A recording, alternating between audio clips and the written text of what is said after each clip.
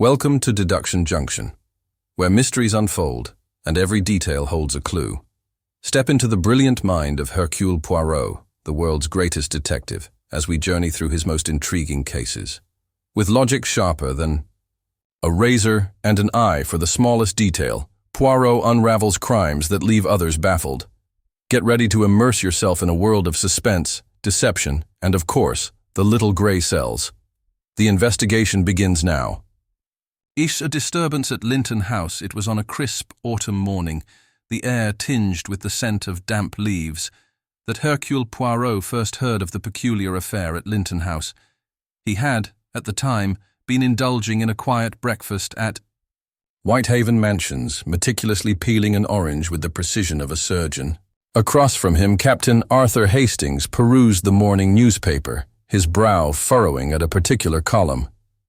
"My dear Poirot, have you seen this?" Hastings exclaimed, tapping the page.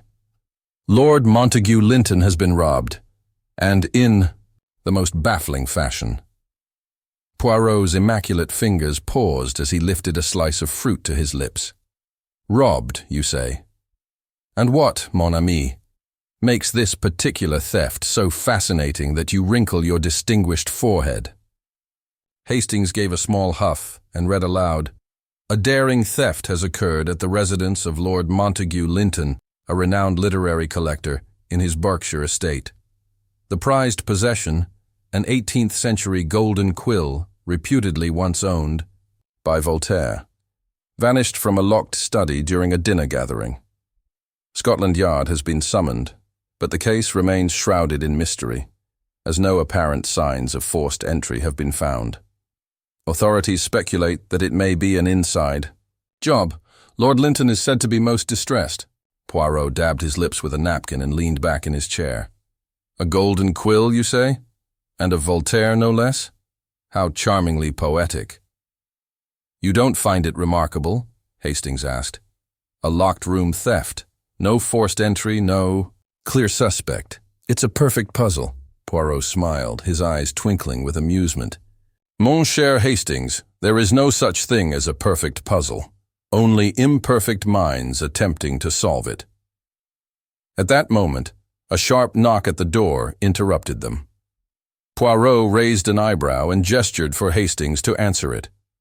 A moment later, their visitor was revealed, none other than Chief Inspector Japp of Scotland Yard, his hat still dusted with the morning's chill. "Poirot," Japp greeted, stepping inside and rubbing his hands together. "I don't suppose you've had your morning tea yet?" Poirot tilted his head. "Ah, mon cher Japp. If you are here before 9, I can only assume it is not for the pleasure of my company." Japp snorted. "You've seen the papers. I'll wager you have." "Indeed," Poirot said. "The case of Lord Linton's missing quill, most intriguing." Japp nodded, settling into a chair. "It's a right mess. No forced entry, no witnesses, and half the guests at the dinner have some motive or another." He pulled a small notepad from his pocket. "Lord Linton's hosting a private gathering at his estate tonight. He requested your particular expertise. Said he wants a mind of superior reasoning on the case." Hastings grinned. "You hear that, Poirot? A mind of superior reasoning." Poirot smoothed his mustache. "But of course. Tell me, Japp, who are the principal players in this little drama?" Japp flipped through his notes. "Lord Montague Linton, our host. Wealthy, eccentric, an obsessive collector of rare artifacts, particularly anything literary. Bit of a recluse these days, but his dinner parties are famous. Lady Eleanor Linton, his much younger second wife. Elegant, poised, some say calculating. She wasn't too pleased when Lord Linton changed his will recently to favor his nephew. Mr. Gregory Linton, the nephew in question, an ambitious young man, poised to inherit Linton's estate. Not overly fond of his uncle's extravagant spending. Miss Rosalind Everley, Linton's personal secretary, knows every document, every transaction in the house. Quiet, efficient, and not one to cause a fuss. Sir Alfred Whitcomb, a rival collector, often competing with Linton for rare finds. Some say he's been in dire financial straits lately. And then there's the butler, Mr. Graves. Long-time servant. Fiercely loyal to Lord Linton. But he's been acting odd since the theft. Poirot listened intently, his fingers tapping lightly against the table. A most excellent selection of suspects, Jap. The rival, the heir, the wife, the secretary, and the ever-loyal butler. It is almost too perfect, Jap frowned. Too perfect? Poirot shook his head with a small smile. No matter. Tell me, mon ami, how exactly was the crime committed? Jap sighed. That's the mystery. The quill was locked away in a display case inside Lord Linton's study. After dinner, he invited his guests to view it, only to find the case open and the quill gone. The room had been locked from the inside, with only Linton and his butler having keys. A locked room mystery, Hastings murmured, fascinated. Poirot steepled his fingers. And no one saw anything. No shadow in the corridor, no mysterious sounds.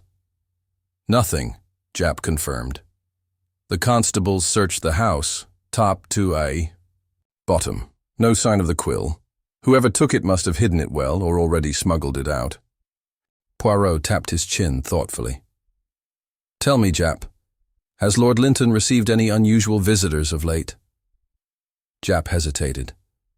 Come to think of it, yes. An unknown caller arrived the morning of the dinner, left without a name. Linton seemed shaken after the visit, but wouldn't say why. Poirot's gaze sharpened. Curious, very curious indeed. Hastings leaned forward eagerly. You're going to take the case, aren't you, Poirot? Poirot smiled, rising gracefully from his seat. My dear Hastings, how could I resist such an intellectual challenge? A theft most impossible, a cast of characters worthy of intrigue, and a golden quill at the heart of it all. He adjusted his cuffs and cast Jap a knowing glance. Come, my friends. Linton House awaits, and I suspect there are many secrets, waiting to be uncovered.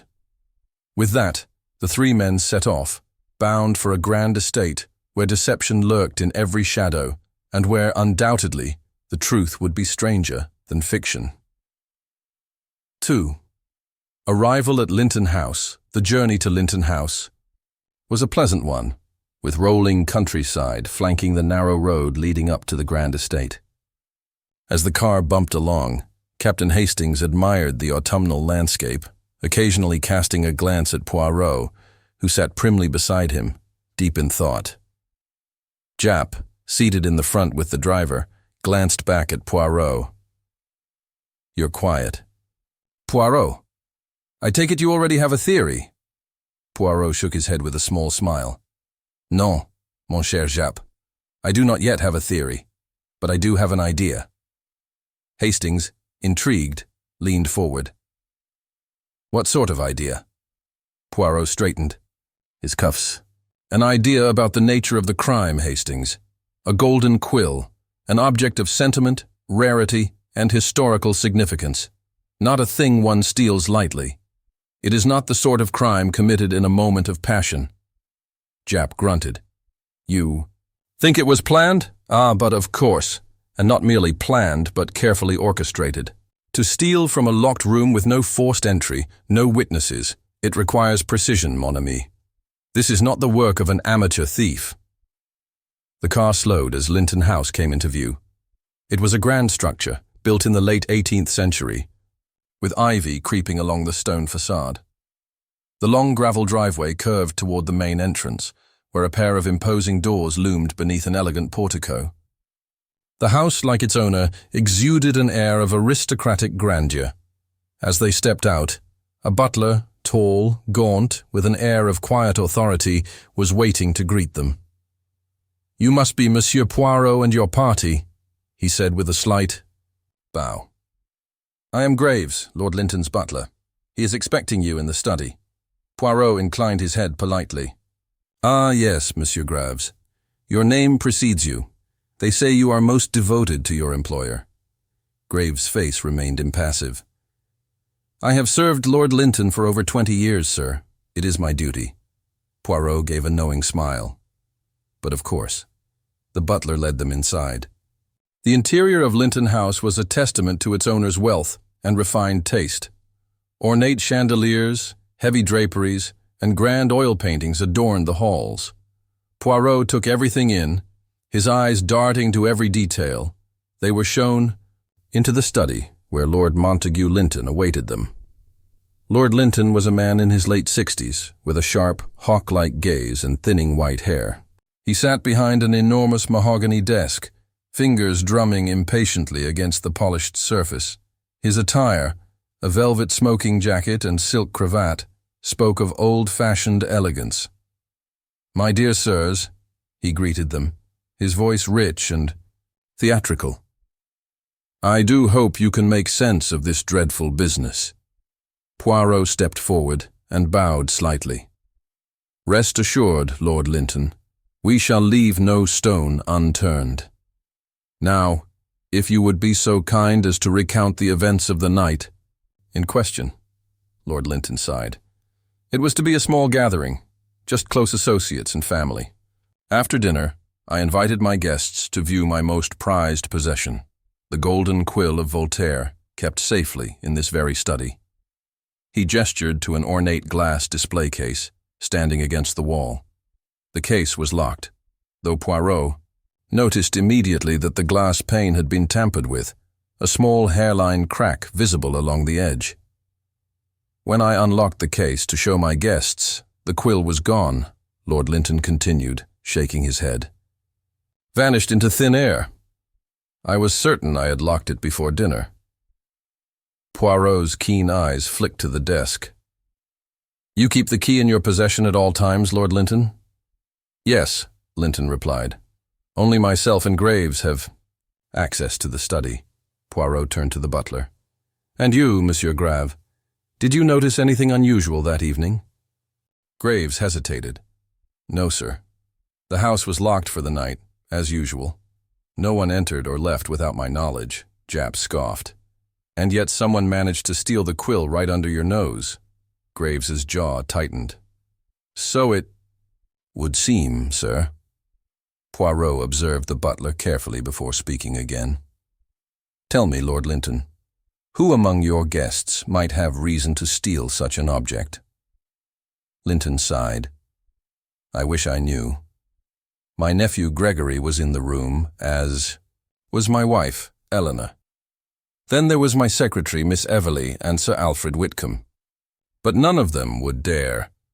Poirot raised a delicate hand. "One must not underestimate human nature, Lord Linton." He turned his gaze to the room itself, his mind already assembling the pieces. He approached the display case, bending slightly to examine the lock. There were no clear signs of forced entry, yet Poirot noted the tiny scratch marks around the keyhole. "Curious," he murmured. "Do you see something?" Hastings asked. Poirot straightened. "Perhaps. But tell me, Lord Linton, did you notice anything amiss before you opened the case?" Linton frowned. "No, nothing at all. The key turned smoothly, as it always does." Poirot tapped his chin. "Very interesting." Japp folded his arms. "So what are you thinking, Poirot?" Poirot's mustache twitched slightly. "That there is more to this crime than a simple theft, mon ami." He turned to Lord Linton. "May I interview your guests one by one?" Lord Linton nodded. "Of course. They are all in the drawing room." Poirot smiled. "Then let us begin, as—" He and Hastings followed the butler to the drawing room. Poirot's mind was already racing. A crime this meticulously planned spoke of calculation, not impulse. The quill was gone, but why? And more importantly, where had it gone? For Poirot, the case was only just beginning. 3. The first suspect, Poirot, followed the butler, Graves, as they made their way toward the drawing room, where the guests awaited their turn to be questioned. The halls of Linton House carried an air of grandeur, but something else as well, something less tangible, a tension, a hush, as if the house itself were listening. Hastings, ever observant in his own way, whispered as they walked. "Poirot, you looked quite interested in that display case earlier. Did you find something? Poirot's mustache twitched. Ah, mon ami, it is not always what one finds, but rather what one does not find. Hastings frowned. I don't follow. Poirot smiled. Precisely. Before Hastings could protest further, they stepped into the drawing room, a lavish, high-ceilinged space where the suspects waited. Seated by the fireplace, looking regal yet visibly irritated, was Lady Eleanor Linton, Lord Linton's much younger wife. She wore an emerald green dress, her blonde hair swept elegantly into place. Beside her, lounging with a casual air, was Gregory Linton, the nephew, a man in his early 30s with an easy charm and an expensive taste in tailored suits. Across from them sat Sir Alfred Whitcomb, an older gentleman with silvered hair and a perpetually sour expression. His fingers drummed against the armrest of his chair, betraying his impatience. Standing near the bookshelves, Miss Rosalind Everley, Lord Linton's secretary, observed the room with quiet intensity. She was a composed woman in her mid-30s, dressed in a conservative navy blue frock, her dark hair pulled back in a severe bun. Poirot and Hastings entered the room, their presence immediately silencing the small murmurs between the guests. Poirot cleared his throat. Messieurs, mesdames, I thank you for your patience. I assure you we shall not keep you longer than necessary. My name is Hercule Poirot, and as you know, I am here to investigate the disappearance of the Golden Quill. A silence followed. Poirot let it stretch just long enough before adding, and I suspect, mes amis, that this theft is not so simple as it appears. A flicker of reaction in Lady Eleanor's eyes. The briefest hesitation in Miss Everley's posture. The tightening of Sir Alfred's jaw. Ah, but yes, they were hiding something. Poirot smiled. Let us begin. Monsieur Gregory, you shall go first. Gregory Linton crossed his legs with an air of indifference, but Poirot noted the stiffness in his shoulders.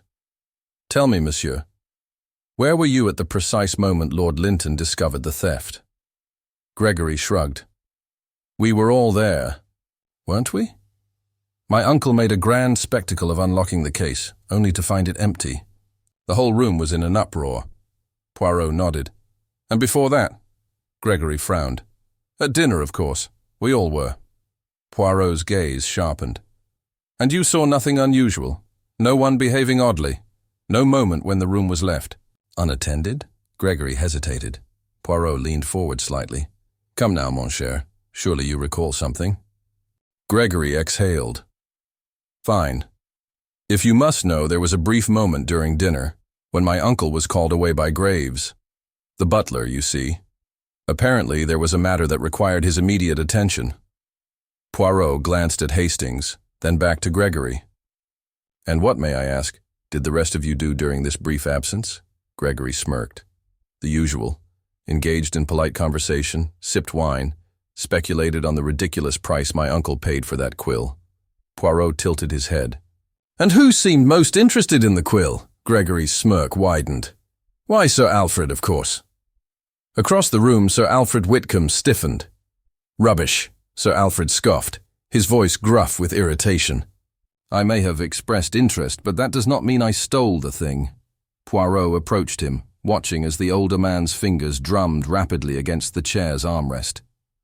And yet, monsieur, you have been known to engage in spirited competition with Lord Linton, no? Whitcomb's jaw tightened. So what if I have? Collectors bid against each other all the time. That doesn't mean we go around pilfering each other's treasures. Hastings frowned. But you must admit, Sir Alfred, you did want that quill. Whitcomb waved a hand dismissively. Wanted it, yes. Would I have stolen it? Absolutely not. Poirot folded his arms. And yet, monsieur, you were seen lingering near the study before dinner began. A brief flicker of surprise crossed Whitcomb's face before he masked it. I was merely admiring the house. Poirot's gaze did not waver. But you did not go inside? Whitcomb hesitated. Poirot smiled thinly. Monsieur, you must understand, I deal not in lies, but in truths hidden beneath them. Whitcomb sighed. Fine. I stepped near the study, but only because I overheard something peculiar. Now this was interesting. Poirot nodded encouragingly. Go on, monsieur. Whitcomb cleared his throat. I heard voices, 2 people arguing, in hushed tones. The room tensed. Did you recognize the voices? Poirot asked. Whitcomb nodded. One was definitely Lady Eleanor. The other was, well, I couldn't tell, but it was a man. Lady Eleanor, up until now composed, turned to Whitcomb sharply. That's absurd. I wasn't arguing with anyone. Poirot's gaze sharpened. Madame, if you were not arguing, what were you doing outside the study before dinner? A slight pause. Poirot leaned in slightly, voice calm but firm. Lady Linton, do not force me to repeat the question. Her jaw tightened. Then, in a clipped tone, she said, Fine. If you must know, I was speaking with my husband about his will. The air in the room shifted. Hastings blinked. His will?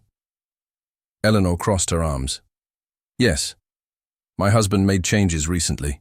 Changes that did not favor me. Gregory snorted. That's an understatement.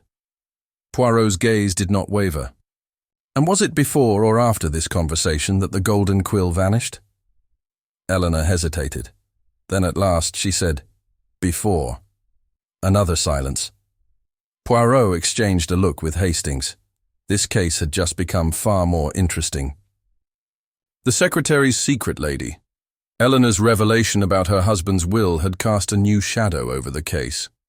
The Golden Quill had vanished, yes, but perhaps its theft was not the true crime at all. Poirot allowed the silence in the drawing. Room to linger just long enough for discomfort to settle. Then, with a flick of his fingers, he turned his attention to the next suspect. Miss Everly, he said at last, addressing the quiet, composed woman by the bookshelf. You have been most patient. Perhaps now you might share your thoughts on the matter. Miss Rosalind Everly, Lord Linton's personal secretary, met Poirot's gaze with a calm expression. Her hands, neatly folded in her lap, did not betray the slightest tremor. Yet Poirot had already observed her keenly, the way she had taken in every word, how she had not once interrupted, and, most importantly, how she had been watching Lady Eleanor. I am not certain what you expect me to say, Monsieur Poirot, Miss Everly said smoothly. I am only a secretary. My role is administrative. I have little involvement in Lord Linton's personal affairs. Poirot tilted his head slightly. Mademoiselle, the role of a secretary is not merely administrative. It is intimate. It is privileged. You know, perhaps more about Lord Linton's dealings than even his family. She did not deny it. Hastings, ever eager, leaned forward. You must have known about the will. Miss Everly nodded. Of course, I drafted it. Another ripple of tension passed through the room. Poirot clasped his hands. Then you, mademoiselle, more than anyone, would know the impact of its changes. Tell me, was Lady Eleanor truly displeased? Lady Eleanor scoffed. Oh, really? Must we go over this again? Yes, I was displeased. Wouldn't you be? My husband, after years of marriage, decided to favor his nephew over me in matters of inheritance. Tell me, Poirot, does that seem fair? To you? Poirot smiled gently. Ah, madame, I do not deal in matters of fairness, only in truth. Eleanor's lips pressed into a thin line. Poirot turned back to Miss Everly. You must have been aware that such changes might provoke resentment. Tell me, mademoiselle, did Lord Linton confide in you about any concerns? Perhaps he feared someone would attempt to stop these changes from being finalized. Miss Everly hesitated, just for a fraction of a second, but Poirot caught it. I cannot say for certain, she admitted carefully. Hastings frowned. But surely he must have said something to you. After all, it's his will we're discussing. Miss Everly exhaled slowly, as if calculating her words. Lord Linton did express some concern recently that certain people might not be pleased with his decisions. Sir Alfred scoffed. Well, obviously. We've established that Lady Eleanor wasn't thrilled about being written out of the will. Lady Eleanor shot him a glare. Do not presume to know my feelings, Alfred. Poirot ignored their exchange. His eyes remained fixed on Miss Everly. And was that all, mademoiselle? Or did Lord Linton mention something else? A threat, perhaps? For the first time, Miss Everly looked truly uneasy. She glanced around the room as if weighing her options.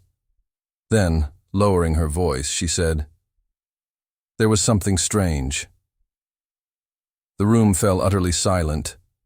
Poirot's voice was soft but insistent. "Go on, mademoiselle." Miss Everly folded her hands tightly. The day before the quill was stolen, Lord Linton received an anonymous letter.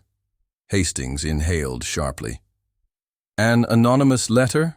She nodded. "It was delivered in the afternoon. I retrieved the post myself, as I always do, and saw the envelope among his usual correspondence. The handwriting was unfamiliar. I set it aside with the rest of his letters, and later that evening I heard him discussing it in his study."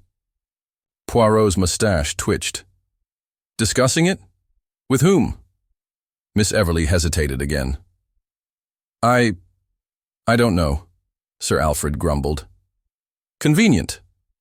"I was passing by the study," she continued, ignoring him. "I heard him speaking with someone whose voice I didn't recognize." Poirot's eyes narrowed. "And what did you hear?" Miss Everly looked down, as if recalling the moment. "Just snippets of conversation. Lord Linton was angry. He said something about a secret that should have remained buried." Another wave of tension rippled through the room. Poirot exchanged a glance with Hastings. "A secret, you say?" Miss Everly nodded. "Yes, but I never found out what it was." Poirot tapped his chin thoughtfully. "And this letter, mademoiselle? What became of it?" Miss Everly sighed. "I don't know. The next morning, it was gone." "Gone?" Hastings repeated. "You mean—" "Yes. I searched Lord Linton's desk, but the letter had vanished." Lady Eleanor scoffed. "And you're only mentioning this now?" Miss Everly's voice remained calm. "I did not think it relevant to the theft of the quill." Poirot smiled slightly. "Mademoiselle, you underestimate the intricacy of human nature. One crime often masks another." Japp, who had remained silent for some time, finally spoke up. "So we've got an anonymous letter, a missing artifact, and a will that some people weren't too happy about." He sighed. "This is turning into a right mess, Poirot." Poirot only smiled. "But of course, mon ami, that is what makes it so delightful." The room had grown heavy with the weight of Miss Everly's revelation. If an anonymous letter had upset Lord Linton the night before the theft, it suggested that something far more sinister was at play. Poirot, ever meticulous, turned to the rest of the guests. "I have but one final question for each of you." They stiffened. Poirot's voice was gentle, but pointed. "Who, in this room, knew about the Golden Quill before the dinner?" A pause. Then, slowly, Gregory Linton raised a hand. "Uncle mentioned it to me." Then, Sir Alfred. "I knew about it. I read about it in an antiques journal." Then Miss Everly. "I catalogued it, so yes, I was aware." Finally, Lady Eleanor. "Of course I knew.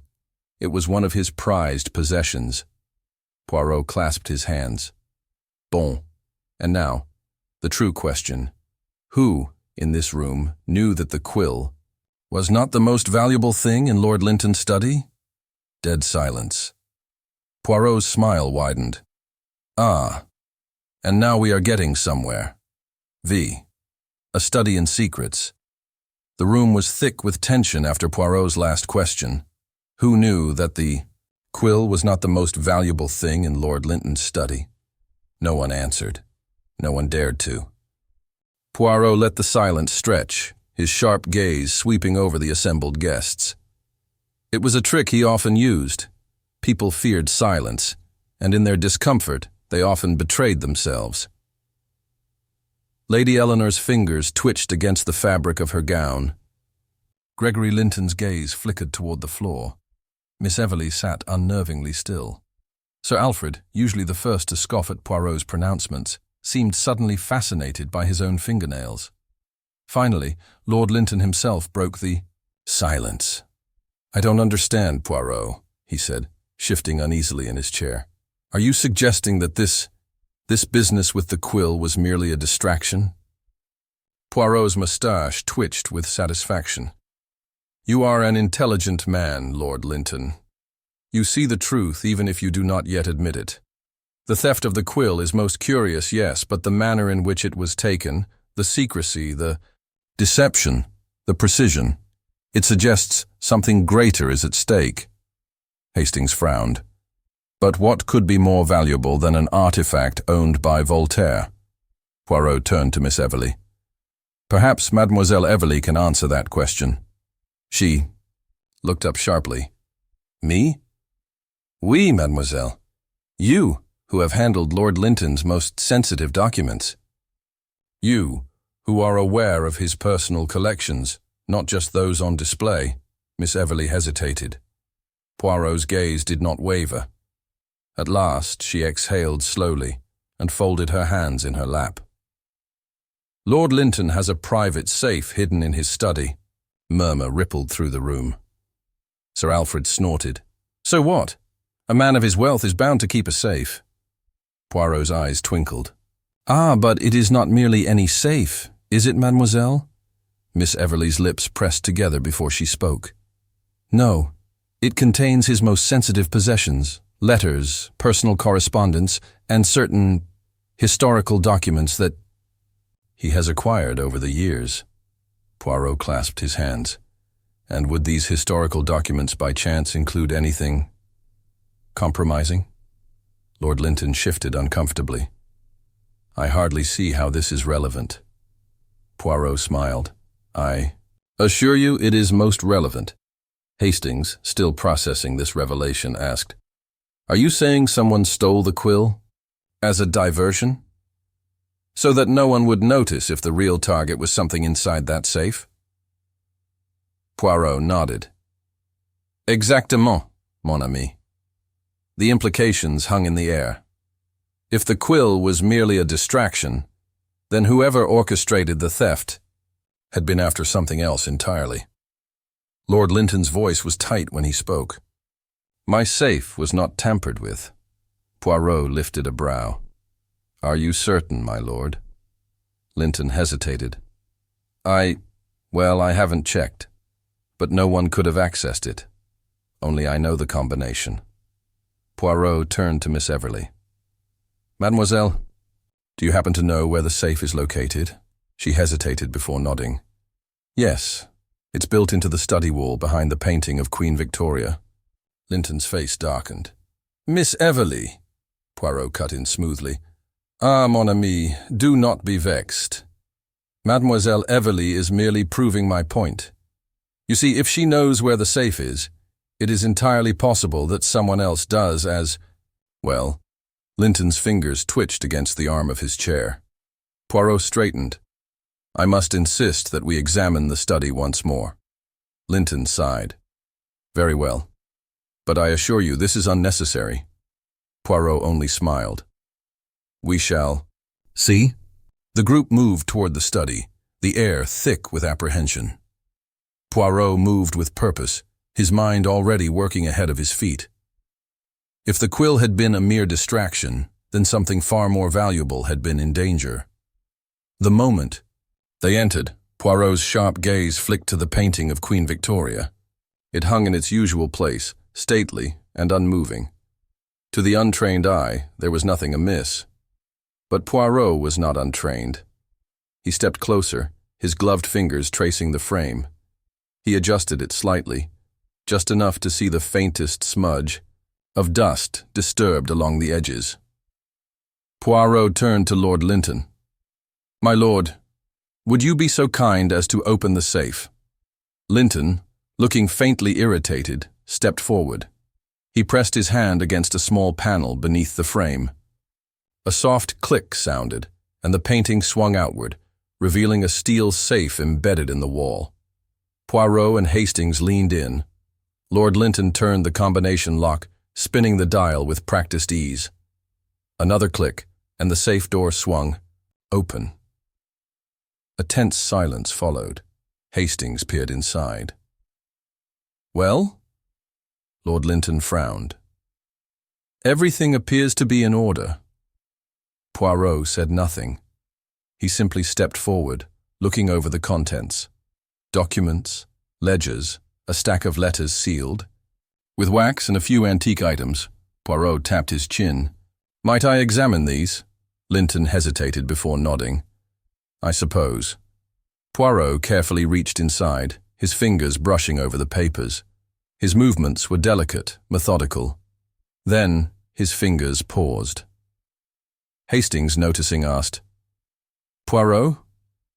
Slowly, Poirot withdrew a single thin envelope. It had been tucked at the very back, nearly hidden among the ledgers. The wax seal was broken. Poirot turned it over. The paper was aged, yellowed slightly with time. The handwriting was bold, elegant, but unfamiliar. Linton's face went pale. Poirot did not miss this. "I see you recognize this letter, my lord." Linton swallowed hard. I don't understand. That letter was meant to be destroyed." A silence. Poirot's voice was calm. "And yet, here it is." He turned the envelope over and read the words aloud. "To Lord Montague Linton, concerning the matter of the Blackwood affair." The room held its breath. Poirot looked up, his eyes gleaming.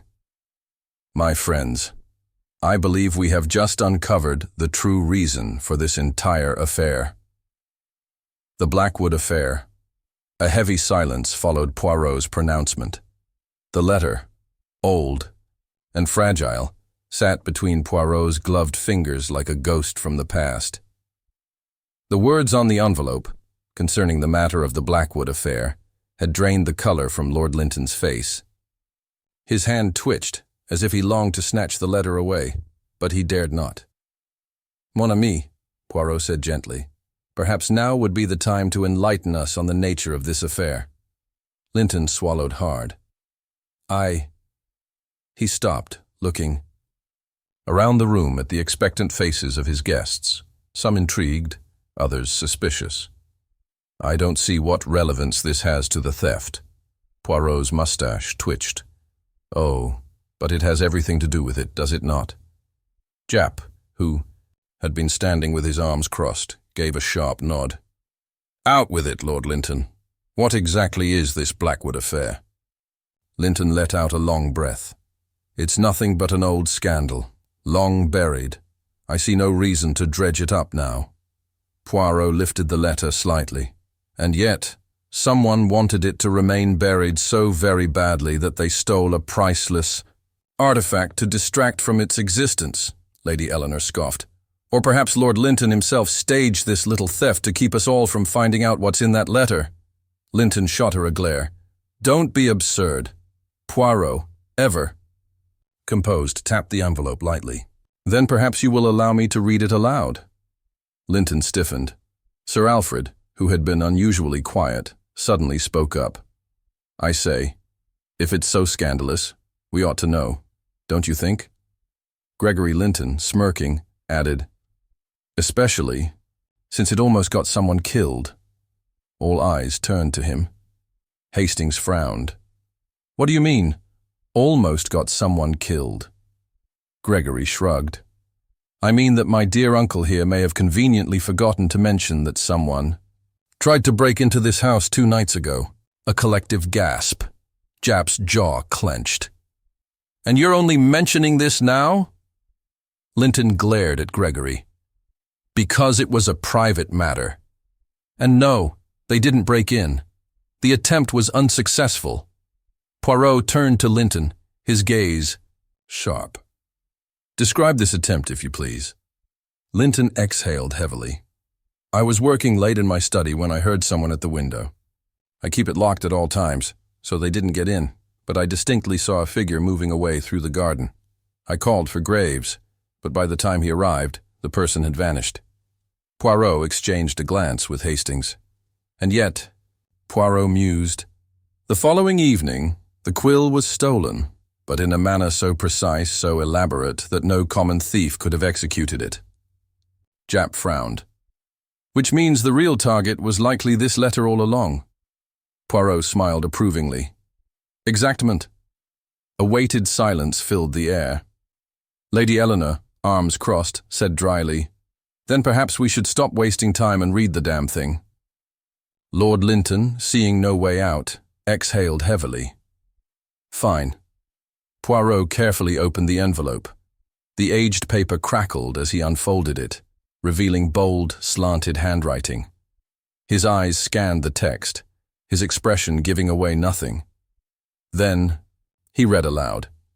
To Lord Montague Linton, you have lived a comfortable life, but do not think that time has erased the sins of the past. You and I both know the truth about what happened at Blackwood Hall.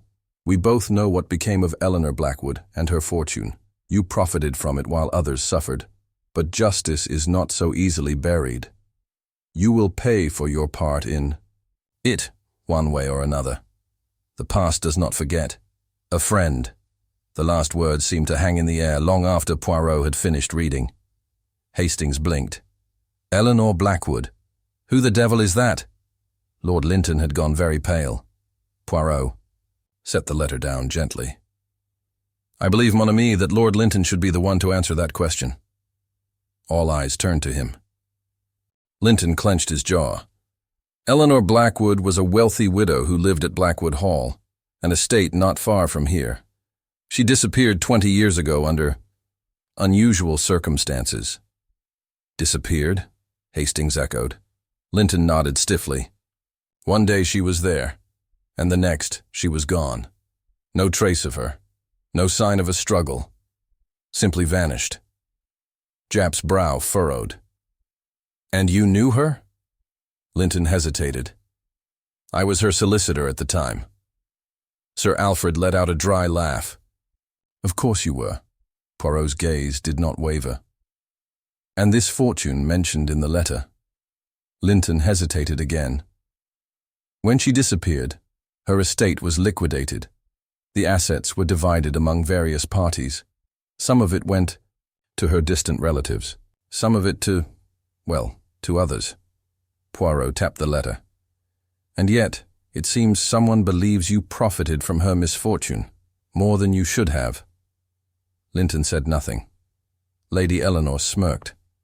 How very convenient that the only person who could dispute the will just vanished. Linton glared at her. I had nothing to do with her disappearance. Poirot studied him for a long moment. Then quietly he asked, Tell me, Lord Linton, do you believe Eleanor Blackwood is dead? The room held its breath. Linton's fingers twitched against the arm of his chair. Of course she is. It's been 20 years. Poirot tilted his head. And yet, my lord, this letter was written very recently. Which means someone believes otherwise. Before Linton could respond, the sound of breaking glass shattered the silence. Everyone turned toward the study's window. A shadow moved outside, darting away into the night. Japp sprang into action. That's our thief! After him! He bolted toward the door, with Hastings and Gregory close behind. Poirot, however, did not move. He remained by the desk, fingers tapping lightly against the old letter. Miss Everleigh, standing frozen in place, whispered, Who was that? Poirot's gaze did not shift from the letter. Someone who does not wish for this truth to be uncovered. Then, with great care, he folded the letter and slipped it into his pocket. Come, mademoiselle, he murmured. The game has truly begun. 7th. The chase and the forgotten clue. The crash of shattering glass had barely settled before Japp sprang into action. His instincts, honed by years of chasing criminals through the streets of London, propelled him forward. After them! He barked, already lunging toward the door. Hastings, ever eager, followed close behind. "Come on, Gregory," he shouted over his shoulder. Young Gregory Linton hesitated only a moment before bolting after them, his coat flapping. Behind him, the trio burst out of the house into the cold night air. The garden stretched before them in eerie silence, but the darkened silhouette of a fleeing figure was unmistakable.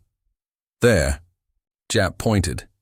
The figure was darting through the hedgerows, their path erratic yet fast. They clearly knew the grounds well enough to use the natural cover to their advantage. Jap gritted his teeth. "They won't get far." The trio took off, the crunch of gravel and snapping twigs loud beneath their feet. The moonlight cast strange shadows, twisting the hedges into ominous shapes as they gave chase.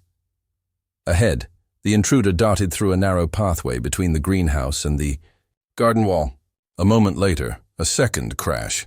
Hastings cursed. "They're breaking through the greenhouse!" Jap muttered something under his breath that was decidedly unpolite and increased his pace. "We've got 'em now!" Gregory, breathing hard, pointed.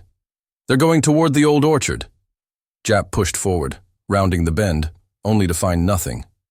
The orchard stretched out in all directions, dark and motionless.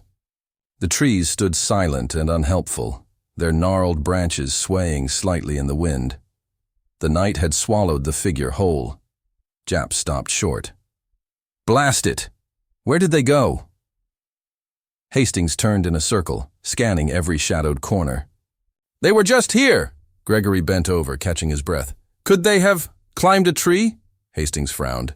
"You'd have to be a blasted acrobat to disappear that fast." Jap, ever practical, scowled. "Or they had a hiding spot prepared." He turned back to Gregory. "You said this orchard belonged to your uncle?" Gregory nodded. "Yes. It was used more in the past, but now, well, it's been neglected for years.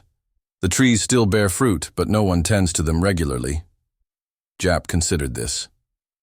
"So there could be an old shed, an underground root cellar, or something else a person could disappear into?" Gregory's eyes widened. "Come to think of it, there is an old well." Jap and Hastings exchanged glances. Well. Jap muttered. "Let's have a look." While the others pursued the intruder, Poirot remained exactly where he was. His fingers tapped gently against the old letter, the one mentioning the Blackwood affair.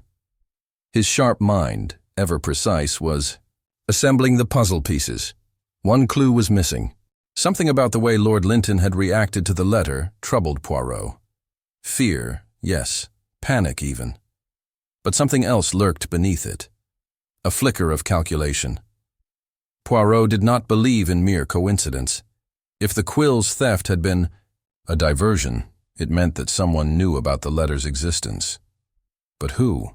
And more importantly, where was the original Blackwood will? Miss Everleigh's voice cut through his thoughts. "Monsieur Poirot, you are very quiet." Poirot glanced up. Miss Everleigh stood near the bookshelf, arms crossed, watching him carefully. He gave a small smile. "A mind that is silent, mademoiselle, is often a mind at work." She hesitated before speaking. "Do you truly believe this has to do with Eleanor Blackwood's disappearance?" Poirot studied her. She was calm, too calm. "Mademoiselle, you are an intelligent woman. You have seen enough in your profession to know when a matter is not what it appears." She held his gaze, then looked away. "I suppose I have." Poirot's mustache twitched. He rose from his chair and moved toward the bookshelf. "Tell me, mademoiselle," he mused, running a gloved hand along the spines of the books. "You have been Lord Linton's secretary for many years, yes?" "Yes." "And you have access to his documents, yes?" "Yes." Poirot turned to her. "Then I must ask, where is the original will?" Miss Everleigh blinked. "What?" "The original will, mademoiselle." Poirot gestured toward Lord Linton's desk. "You see, I have observed something very peculiar. Your employer has a habit of keeping every important document, even the older versions. Yet the original will, the one that preceded this latest change, is missing." Miss Everleigh frowned. I assumed it was simply discarded. Poirot smiled. Ah, but that is what you assumed. And you are a woman who does not assume lightly. He watched her carefully. She shifted, ever so slightly. A small tell. Then, Poirot's eyes flickered to the fireplace. His smile deepened. Slowly, Poirot stepped forward. His keen eyes scanned the edges of the hearth. The fire had long since burned out, but Poirot knelt and lifted a small fragment of charred paper. Miss Everly inhaled sharply. Poirot straightened, twirling the fragment delicately between his fingers. Someone, mademoiselle, has recently burned a very important document. Miss Everly's lips parted slightly. You think? Poirot turned, holding up the tiny remains of what was once a written page. A faint, blackened letter was still visible. Just one character. A B. Blackwood Poirot's voice was quiet but firm. Someone does not want us to know what was written in the original will. Meanwhile, Japp and Hastings reached the abandoned well in the orchard. It was old. The wooden covering splintered and weathered by time. Hastings peered down. Do you think? Japp grunted. Only one way to find out. He knelt, gripping the rope that hung loosely from the winch. With a firm tug, he began hauling something up. The rope strained. Hastings watched, breath held. Gregory, standing behind them, swallowed hard. Then, a small, leather-bound satchel emerged from the darkness. Japp pulled it up onto the grass and flipped it open. Inside, a stack of letters, old, yellowed, and signed Eleanor Blackwood. Hastings stared. Good Lord, Japp exhaled sharply. Looks like our missing widow may have left a few secrets behind. Fate weighed. The widow's letters, and a desperate act. The stack of letters, fragile with age, sat between Japp and Hastings as they rode back toward the manor. The night air was crisp, the damp scent of the orchard still clinging to their coats. Gregory. Linton sat opposite them, his face pale in the dim light of the carriage lantern. I don't understand, Gregory murmured, shaking his head. These letters. They prove Eleanor Blackwood was alive after her supposed disappearance. Japp, glancing down at the faded parchment, grunted. It certainly looks that way. Hastings, rubbing his chin, frowned. But why hide them? Why stuff them down a well? Japp snorted. Same reason someone burned that blasted will. Someone didn't want the truth getting out. Gregory exhaled sharply. And now we have the proof. Japp nodded grimly. Aye, and I'll wager someone's going to be very unhappy about that. Their carriage rattled along the narrow country. Lane, the manor now in sight through the misty evening air. Then, a sharp sound, a rustling just beyond the tree line. Hastings straightened. What was that? Japp's head snapped toward the sound, his fingers instinctively going to his revolver. Then, a flicker of movement. Someone, a dark-cloaked figure, was moving parallel to them, shadowing their progress. Gregory gasped. Look! A split second. Later, the figure lunged. The carriage jerked violently as a shape landed on the back. There was a scrabbling of boots against wood, a shout from the driver, and then a hand reached in, clawing at the letters. Oi! Japp bellowed. The satchel was yanked away. Japp lunged, grabbing at the intruder's wrist. Hastings threw himself forward, clutching at the edges of the bag, his fingers tangling with the fabric. Gregory, stunned, did nothing but gape. The carriage veered dangerously, the horses rearing. For a moment. It seemed as though Hastings had the advantage, but then the intruder struck. A sharp blow to Hastings's side sent him sprawling, and in that instant of distraction, the satchel was gone. The figure leapt from the carriage, rolling. Into the underbrush! Stop him! Hastings shouted. Japp had already leapt out, landing heavily on the gravel road. He fired one warning shot into the air, but it was too late. The figure vanished into the shadows. The letters, the proof of Eleanor Blackwood's fate, were gone. Back at the manor, Poirot paced the study as Miss Everly sat nearby, watching him with uncertainty. "Someone is desperate, mademoiselle," he murmured. "Very, very desperate," she frowned. "You mean whoever burned the will?" Poirot nodded. "And now they have taken another extreme measure." Miss Everly's brow furrowed. "What do you mean?" Poirot stopped, glancing toward the fireplace. The faint scent of charred paper still lingered. "I mean, mademoiselle," he said softly, "that someone orchestrated this entire affair to conceal something far greater than theft." He turned, his expression unreadable. "The question is, who benefits most from Eleanor Blackwood's disappearance?" A sudden clamor from the front hall interrupted them. Poirot turned as the carriage doors flew open. Japp, Hastings, and Gregory stormed in, their expressions grim. "Poirot," Hastings panted. "We had them. We had the letters." Japp threw his hat onto a chair. "They were stolen right out from under us." Poirot did not seem surprised. "Ah," Hastings blinked. "That's all you have to say?" Poirot tapped his temple. "It was inevitable. The moment we drew too close, the criminal had no choice but to act." Japp scowled. "So what now?" Poirot smiled faintly. "Now, mon ami, we set a trap." 9. Poirot sets the trap. The atmosphere in Lord Linton's study had changed. The room, once an elegant sanctuary of literature and rare artifacts, now felt suffocating, as if the walls themselves knew a secret that refused to be spoken aloud. The loss of Eleanor Blackwood's letters weighed heavily upon Japp, Hastings, and Gregory. Their failure to secure the last known words of the missing widow had only fueled their frustrations. But Poirot? He was untroubled. He sat at the desk, his fingers steepled, his keen eyes flitting between the faces in the room. He was watching, calculating, waiting. Finally, Japp broke the silence. "Well, Poirot," he demanded. "What's the plan?" Poirot glanced at him, his mustache twitching. "Mon cher Japp, we must not act in haste. The criminal has just revealed himself." Gregory scoffed. "How? We never even saw their face."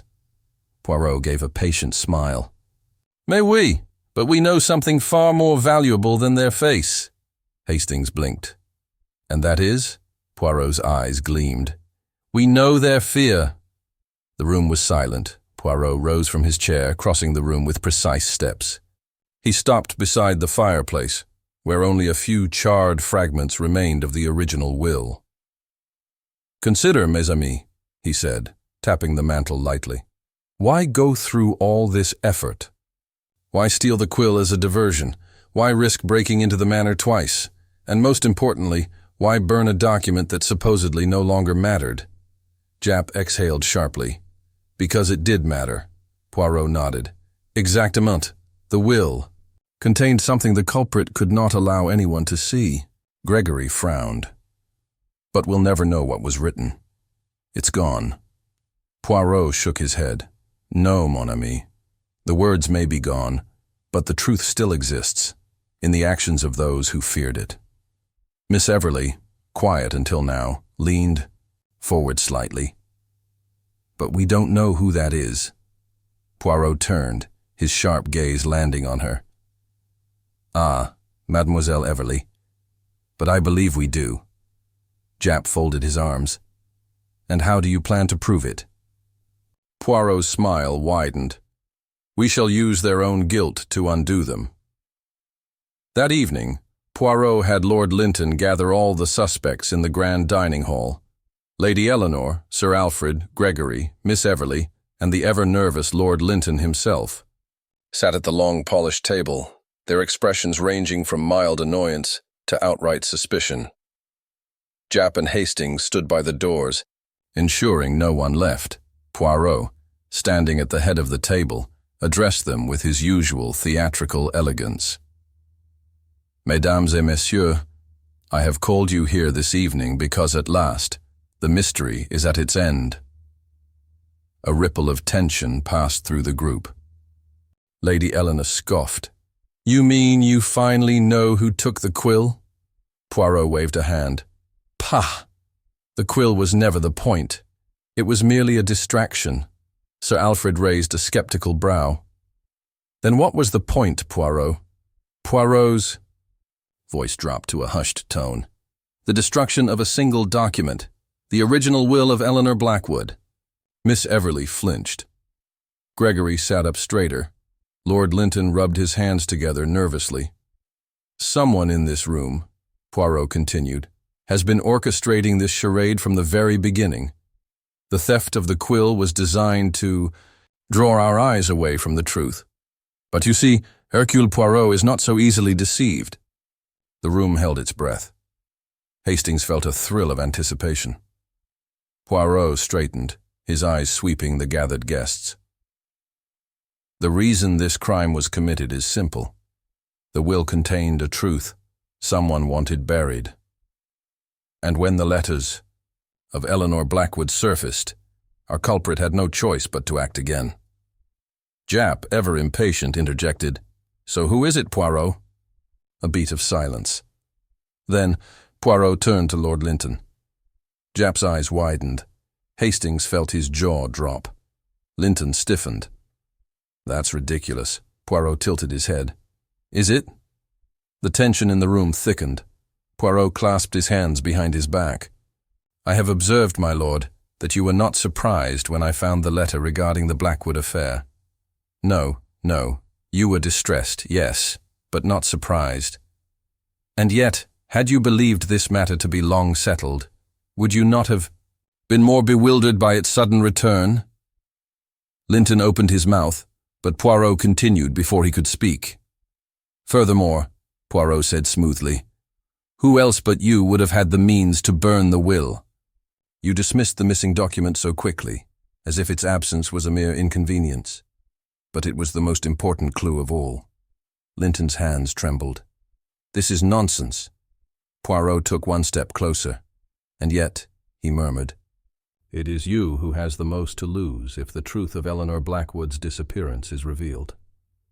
Linton's chair scraped backward. "I had nothing to do with her disappearance." Poirot nodded.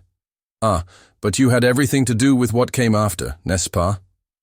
Silence. Linton's chest rose and fell. His eyes darted toward the doors. Japp took a step forward, blocking his path.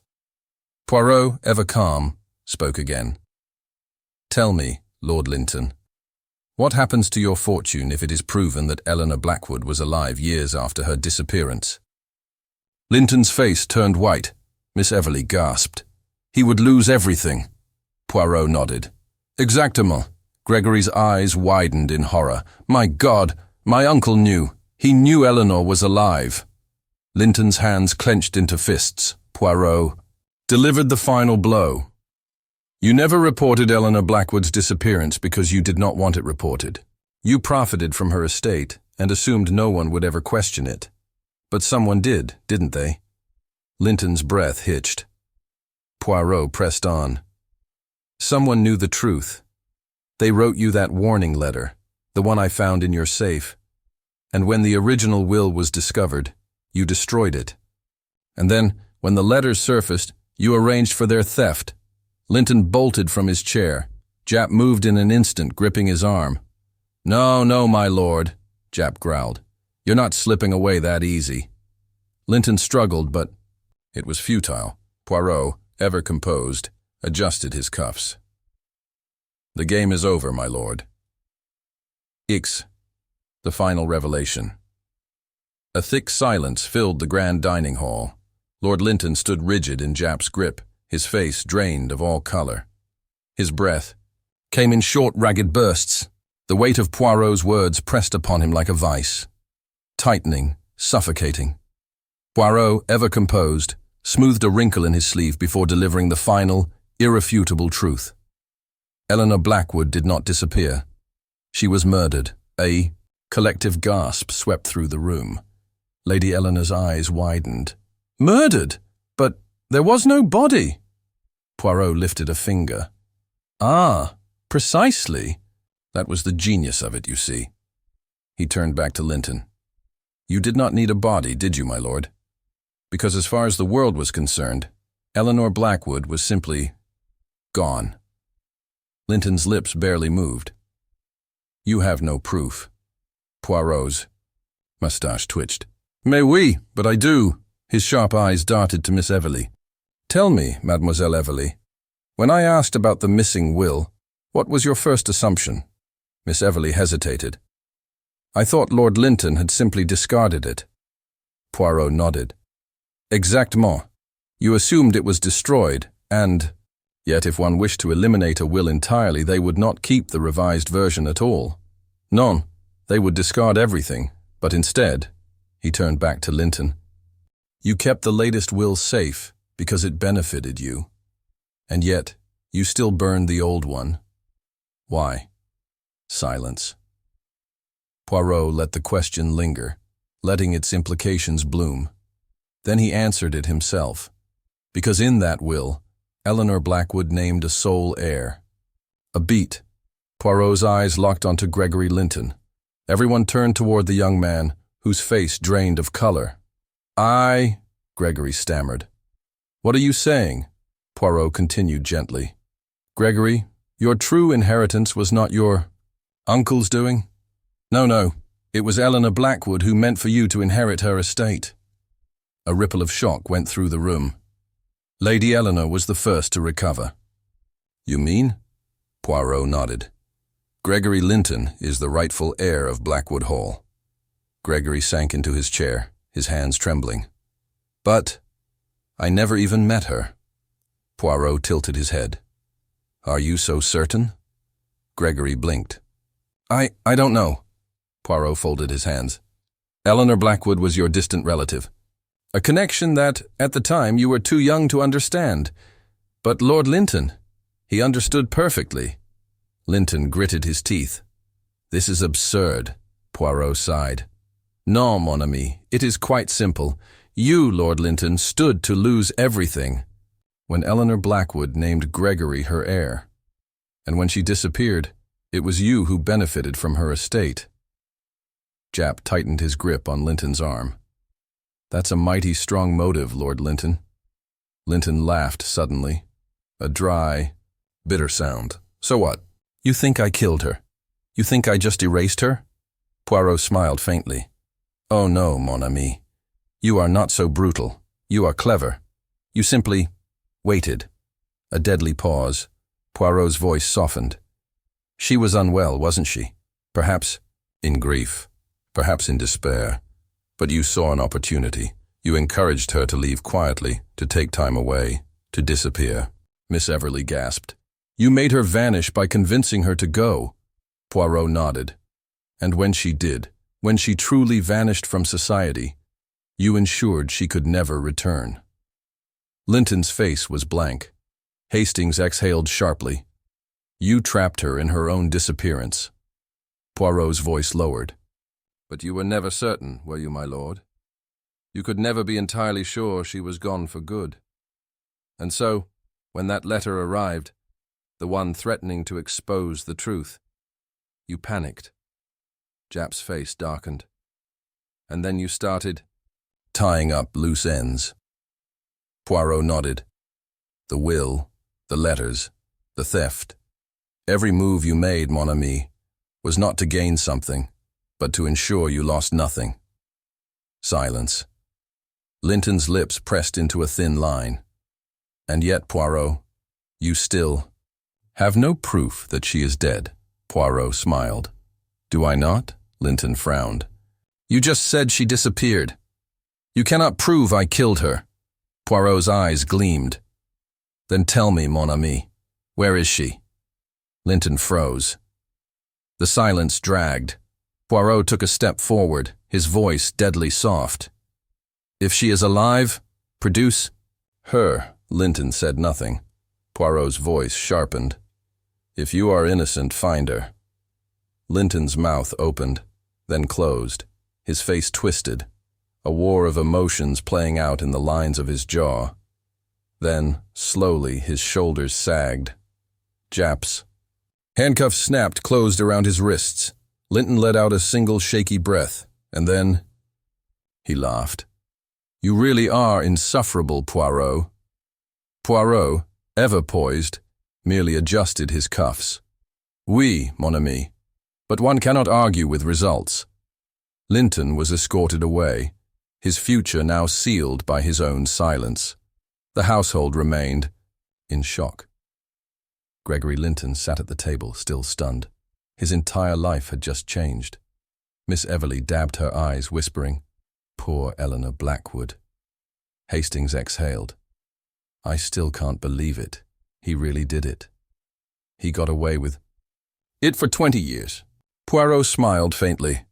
"Non, mon ami. He never truly got away. He only delayed the inevitable." Japp smirked. "And you, Poirot, were the inevitable." Poirot chuckled. "As always." Hastings shook his head, impressed. "And to think it all started with a stolen quill." Poirot's smile widened. "But of course, Hastings. After all, even the smallest clue can uncover the greatest crime." Epilogue. The last clue. Later that evening, Poirot sat in the quiet of his room, sipping his evening tisane. A letter sat on the table before him. The last letter Eleanor Blackwood ever wrote. Poirot's finger traced the faded ink. Her words, written so long ago, still lingered. "If you are reading this, then the truth has come to light at last. Perhaps, in some way, justice has finally found me." Poirot sighed, closing his eyes. Justice had been served. And yet, a single detail still troubled him, a tiny detail. Poirot opened his eyes and whispered, "But who wrote the warning letter?"